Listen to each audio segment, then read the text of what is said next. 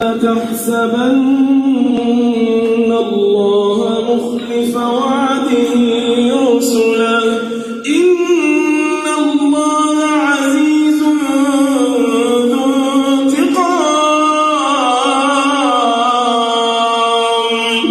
يوم تبدل الأرض غير الأرض والسماوات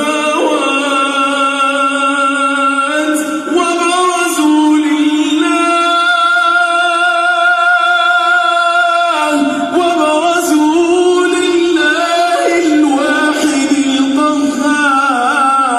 القهار وترى المجرمين يومئذ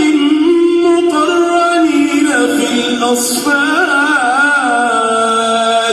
سرابيلهم من